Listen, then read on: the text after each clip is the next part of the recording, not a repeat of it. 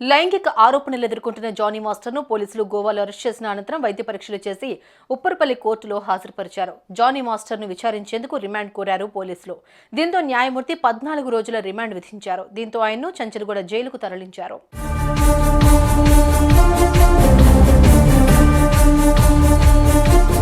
ఈ ఇష్యూ బయటకు వచ్చిన తర్వాత గత 5 రోజులుగా పత్తాలేని జానీ మాస్టర్ ఫైనల్ గా పోలీసులకు చిక్కారు. కానీ తన వర్షన్ మాత్రం వేరుగా ఉంది. తనకేం తెలియదని చెబుతున్నారు ఆయన.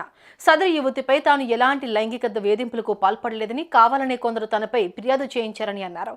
ఈ కేసుపై లీగల్ గా పోరాడి నిజాయితీగా బయటకు వస్తారని, తనను ఈ కేసులో ఇరికించిన వారిని వదిలిపెట్టనని అన్నారు.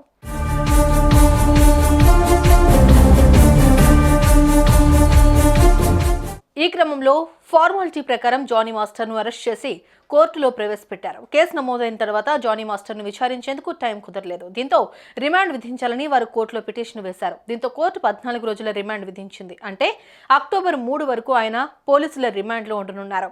ఆ సమయంలోనే పూర్తిస్థాయి విచారణ చేపట్టనున్నారు.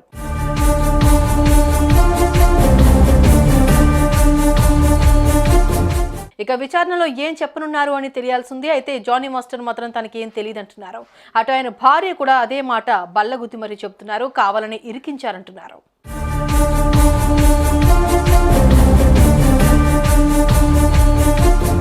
ఏదేమైనా నిజమేంటి అనేది తెలుస్తుంది. అమ్మాయి కావాలని కేసు పెట్టిందా లేక అన్యాయం జరిగిందా అనేది తెలుస్తుంది. ఎట్టకేలకు న్యాయమే గెలుస్తుంది. మరి ఈ విషయంలో తప్పు ఎవరి వైపు ఉందని మీరు అనుకుంటున్నారు? కామెంట్స్లో చెప్పండి.